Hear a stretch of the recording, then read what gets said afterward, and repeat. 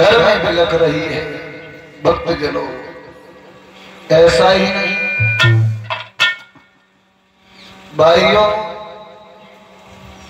रानी ने जवाब दिया है महाराज आपको तो कोई चिंता नहीं है, मैं जानती हूँ कि बिना संतान के ये घर ये अंगना सब सोना सोना दिखाई देता है महाराज। आपको तो कोई चिंता नहीं है। महाराज उत्तान पाद कहने लगे रानी चिंता नहीं करो, क्योंकि भविष्य में चिंता करना गलत है और चिंता करने से किसी समस्या का समाधान नहीं होता। चिंता करने से ना उम्र बढ़ती है, चिंता करने से सिर्फ उम्र घटती है न कि बढ़ती है। चिंता नहीं करो। उत्तानपाद महाराज बोले नहीं, चिंता की कोई बात नहीं है। तुम्हें नहीं मालूम है कि ये चिंता बड़ी चिंता से है और मेरे को निर्जीव बनाती।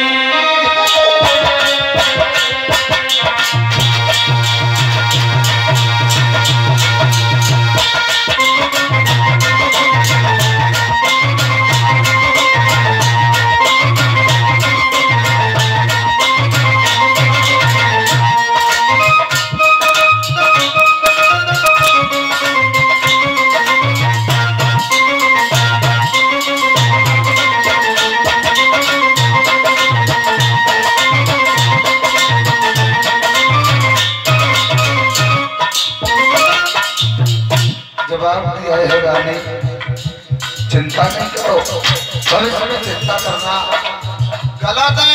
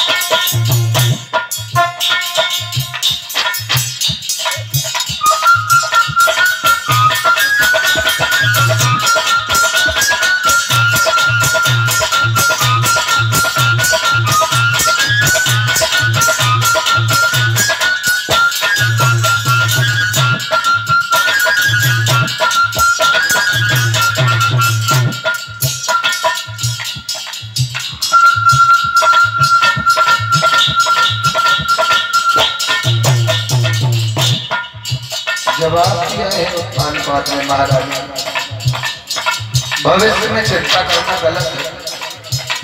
अरे चिंता नहीं करो,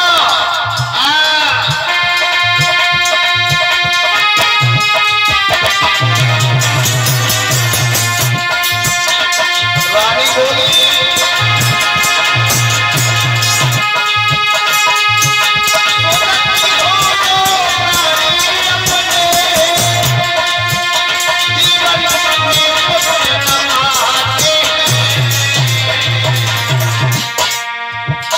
बोल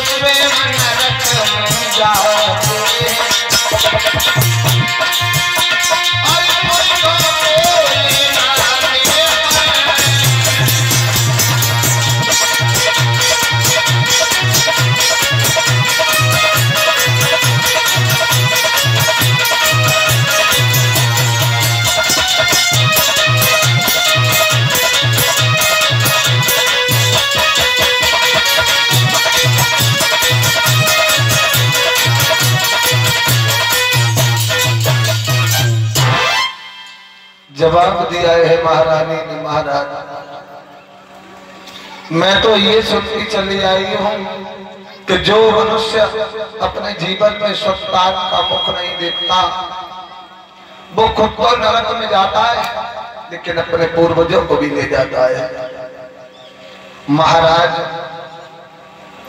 उत्तानपाद से रानी ने रोकर के एक बात और कही है, महाराज तुम्हें एक बात नहीं मालूम है, एक बात तुम्हें नहीं मालूम है, घर में कितनी भी धन दौलत हो, कितना भी यश वैभव हो, लेकिन वो सब सोना हुआ करता है। भाइयों रोकर के रानी बोली है, महाराज सुनो ना,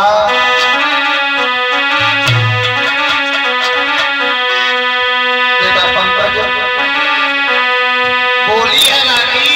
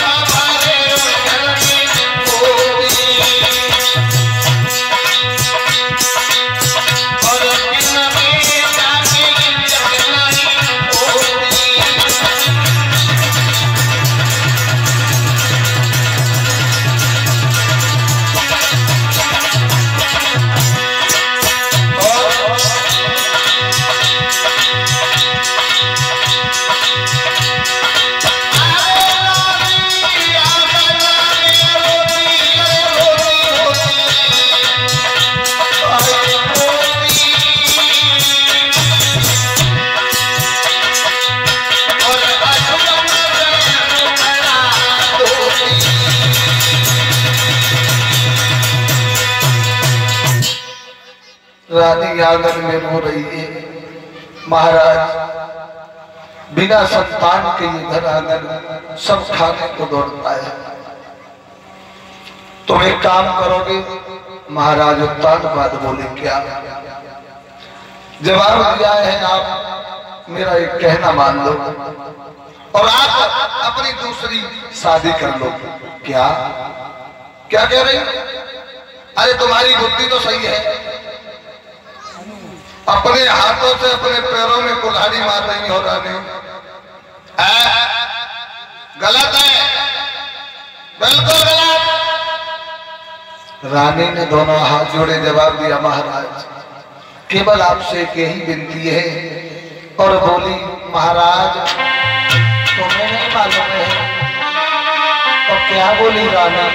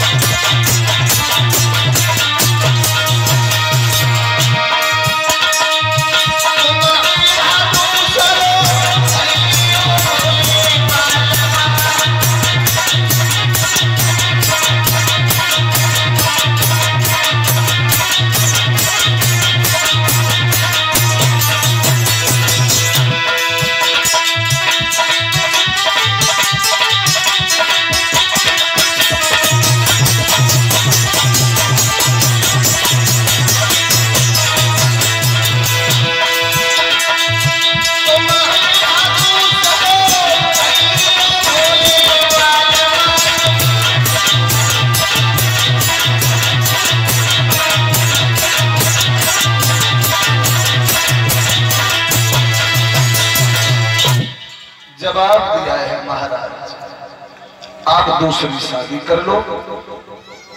और इसी बीच में ये 11 मुद्राएं भिजवा रहे हैं श्रीमान लाला राम वर्मा जी की धर्म पत्नी, जो इसी गांव की रहने वाली है। और 11 मुद्राएं आई हैं श्रीमान धर्मपाल वर्मा की बहन, वो भी इसी गांव की रहने वाली है। और 11 मुद्राएं आई हैं खलीफ प्रजापति, खलीफ लिखी गई, खलीफा लिखी, खलीफ, ये खलीफ प्रजापति की जी की तरफ से 11 मुद्राएं आई हैं। और ये 20 मुद्राएं भिजवा रहे हैं श्रीमान सत्येंद्र सिंह यादव की माता जी। और 20 रुपए श्रीमान अनुज यादव। और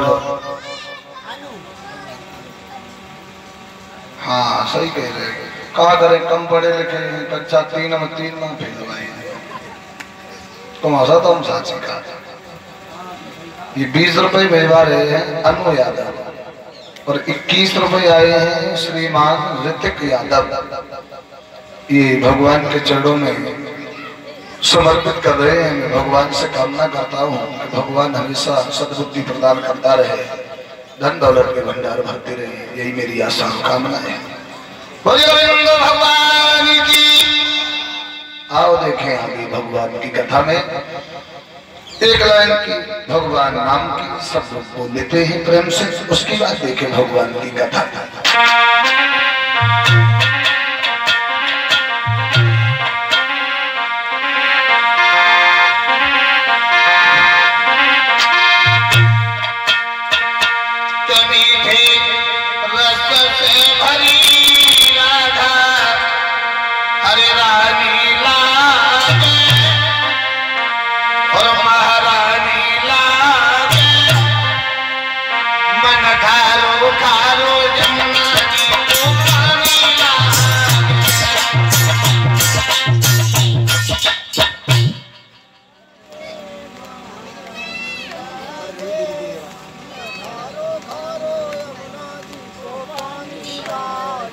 धीरे धीरे बढ़ रहे, जैसे देख को बोलिए बढ़ा तो धीरे धीरे। हाँ अच्छी बात नहीं है, कीर्तन प्रेम से बोला करो, कीर्तन में कंजूसी मत किया करो। तुम्हारा जब कभी नंबर आता है बोलने का, उसमें भी कंजूसी करते हो, हम क्या करें। एक बात हमें याद आ गई, कथा चल रही थी चक्कर नगर में, बकेवर से आ गई चक्कर नगर कथा कह रहे थे, पिछली साल की बात है। वहां शाम के वक्त एक घर में निमंत्रण कर दिया गया पहले ही दिन, तो सब लोग गए। जब वहां पहुंचे तो माता जी एक रही बड़ी बूढ़ी जैसे पीछे बैठी है। हाँ माता जी ने बड़े प्यार से भोजन करवाया, हम लोग भोजन करके चले आए। तो वहां जब दूसरे दिन गद्दी पे हम पहुंचे तो माता जी बड़ा प्रेम से कथा सुन रही, और कथा सुनते बड़ी जोर जोर से रोने लगी। सबने पूछी क्या बात है, बोली कछु बात ना है। जैसे जैसे हम कथा में चिल्लाए तैसे तैसे भी चिल्लाए। एक दिन हो गए, 2 दिन हो गए, 3 दिन, यानी धीरे धीरे 7वां दिन माता जी इसी हालात से कथा सुनती रही, बराबर होती रही। अंत में जब माता जी का पुत्र हमें बुलाने आया गई, तो हमने माता जी से एक बात पूछी, माँ एक बात ये बताओ, तुम क्या भगवान की कथा में विभोर होकर के रोती थी या तुम किसी और बात के ऊपर रोती थी? ऐसी क्या बात थी जो आप पाताल में बैठ के रोआ करती थी? अब माता जी बोली, लला नामक कथा सुन के रोकते, न कीर्तन बोले के रोकते, न हमें कोई कष्ट तो तासो रोकते, हम तो सिर्फ तुम्हारे लिए रोकते। हमने कही माता जी हमारे लिए मतलब? बोली, लला जैसे तुम 7 दिन के यहाँ चिल्लाए रहे हो,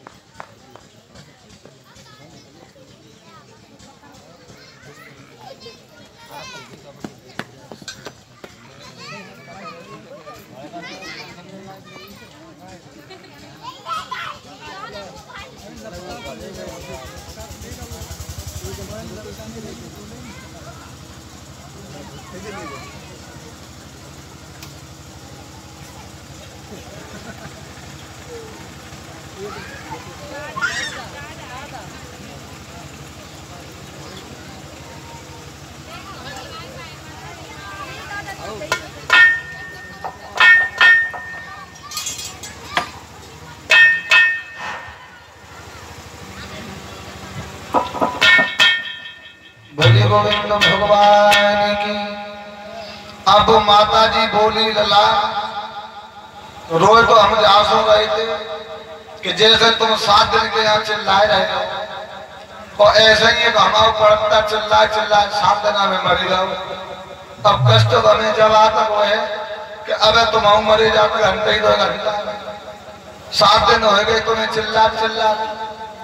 तो माताओं बहनों आपसे मेरा एक ही कहना है कि जब हम इतने चिल्ला रहे हैं तो तुम्हारा तो जब कभी नंबर आता है कभी कभी तो भगवान का नाम बोल लिया करो, कंजूसी मत किया करो भगवान के नाम में। सभी लोग प्रेम से ताली बजा करके बोल रहे।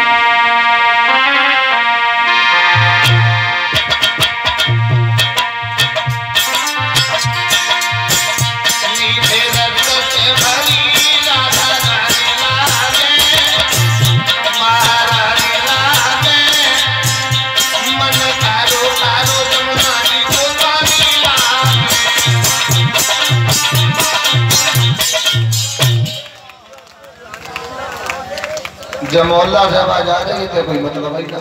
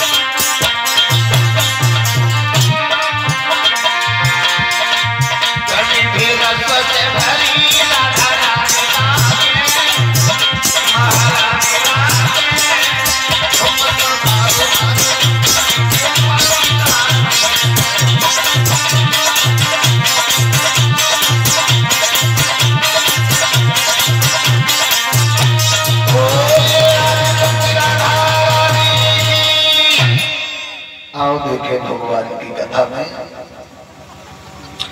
आज सुनीति मैया ने ये कहा कि आप दूसरा विवाह कर लो।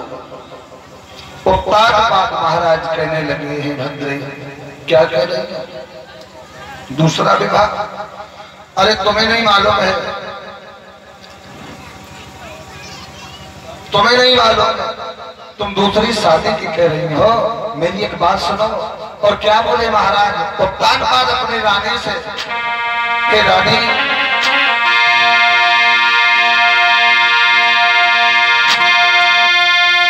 के नारियां ये सोचा करती है वो मौत मगर कोई साथ न हो, सोटिया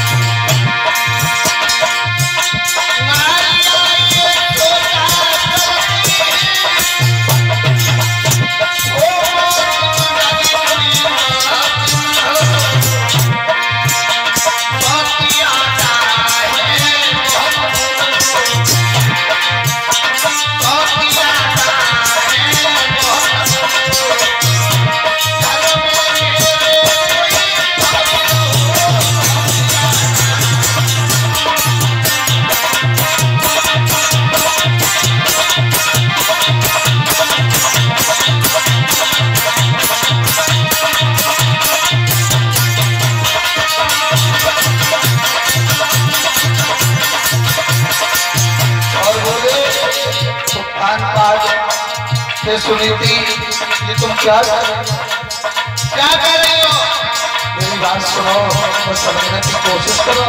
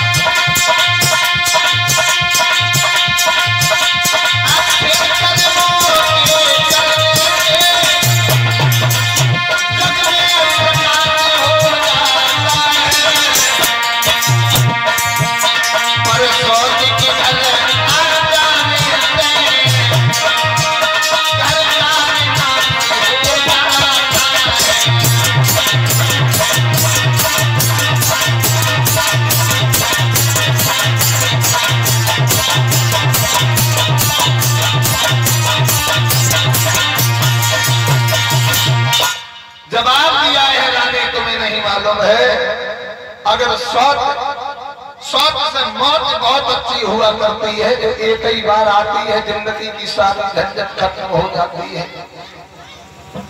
और सौत रात और दिन दुख दिया करती, कष्ट दिया करती, इसलिए आप दूसरी शादी न करा। लेकिन रानी ने एक भी बात नहीं मानी। अंत में बेबस होकर के महाराज उत्तानपाद को दूसरा विवाह करना ही पड़ा। एक जगह हमने ये लिखा देखा है कि महाराज उत्तानपाद ने सूरज देश के रहने वाली जो महाराज थे, उनकी कन्या का नाम था सुरची, उनके साथ में विवाह किया। और एक जगह हमें देवी भागवत में ये प्रमाण मिला कि सुरची कोई गैर नहीं थी, सुनीति की छोटी बहन थी। तभी तो ध्रुव उसे मौसी बोला करते थे। मौसी वही होती है जो माँ जैसी होती है। माँ की तो आए चली कहाँ गई? ऐसे कैसे बंद कर दिया? कौन है? बत्ती आएगी ना? कितना बंद करो? अरे बत्ती आएगी इसमें लगा दे। नहीं बोल तो बता के बंद किया करो, खाना गला खा जाएगा। हां लगा के दे जो बंद हो जाए, बंद हो जाए लगा दे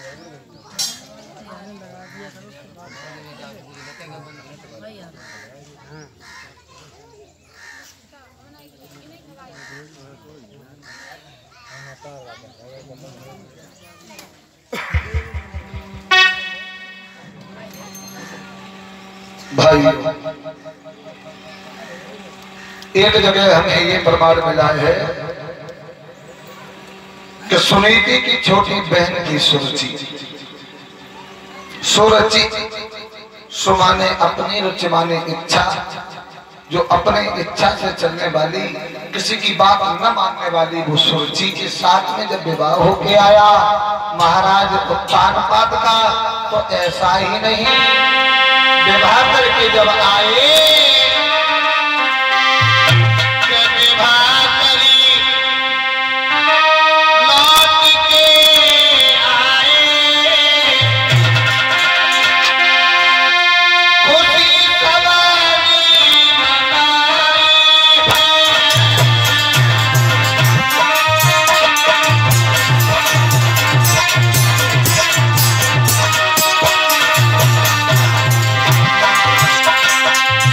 बोलो करो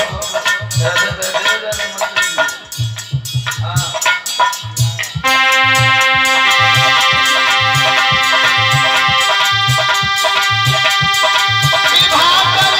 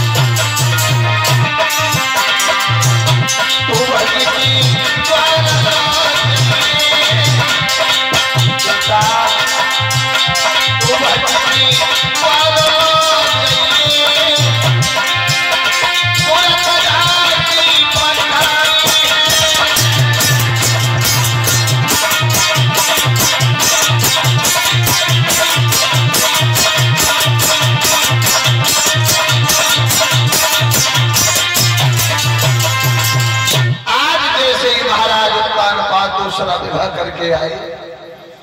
सुनीति ने सुना कि मेरे महाराज मेरे कहने के अनुसार दूसरी शादी करके आए हैं, तुरंत दासी को भेजा। जवाब दिया, बहन तुम जाओ और मेरी छोटी बहन को बड़ी आदर के साथ लेके आओ। दासी चली और जाकर के सुरची से कहा है, महारानी आप चलो, आपको बड़ी रानी ने याद किया है। जो सुना कि बड़ी रानी, अरे कौन बड़ी रानी? जवाब दिया, महाराज की पहली वाली रानी, तुम्हारी बड़ी बहन। मेरी बड़ी बहन? अरे मेरा कोई बहन नहीं है।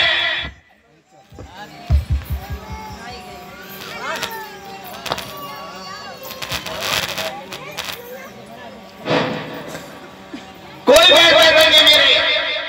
कौन बड़ी रानी, कौन बड़ी बहन? जवाब दिया, महाराज की पहले वाली रानी। इसका मतलब है मेरे महाराज की तो शादी हुई। दासी बोली, का तुम जानती कि तुम ये गनों की धनों की देखा मौके सो करेंगे। सुरची कहने लगी, दासी बोला बोला मेरे महाराज को बोला।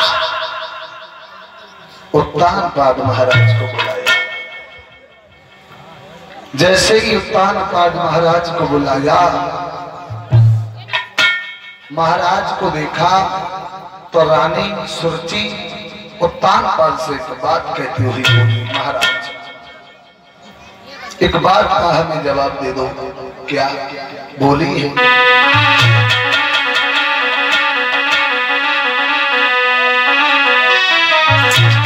जब तुम्हारे घर में एक पत्नी पहले से मौजूद थी, फिर मेरे साथ विवाह करके मेरी जिंदगी में जहर काय को बोला?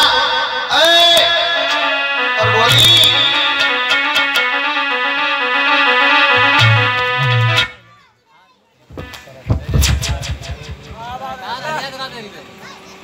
एक दाएं कर ले, सर से कुछ चार दिन लगा के लकड़ियां लगा के दोबारा न छेड़ो। जो भी 2-4 दिन लगे सामान में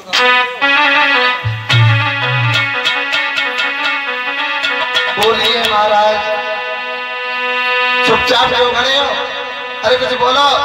उत्तानपाद बोले, रानी तुम डोला से नीचे आओ। बोले नहीं आऊंगी, नहीं आऊंगी, बिल्कुल नहीं आऊंगी। और बोली डोला से पहले बसोती को दियो निकाल।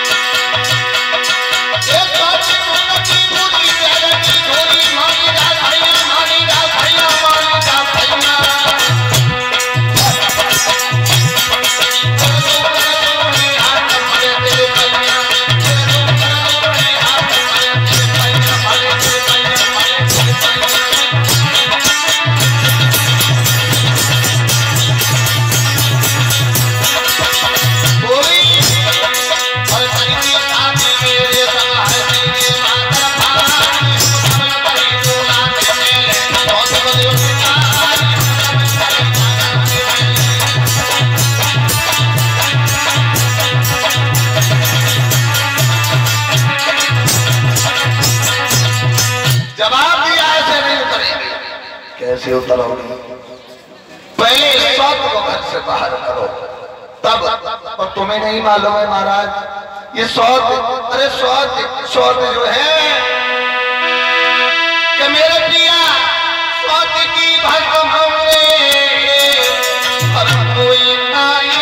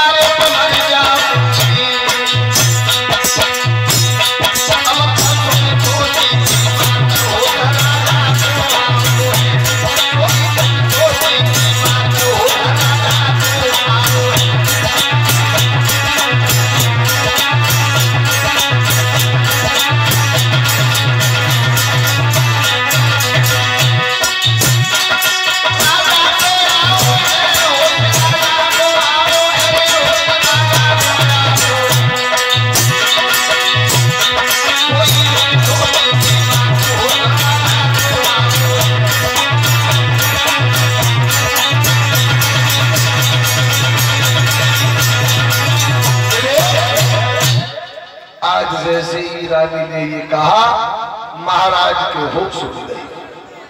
भाइयों, इधर बड़ी रानी ने जब सुना कि मेरी छोटी बहन आंगन में आने को तैयार नहीं है, सोचने लगी, अरे जिस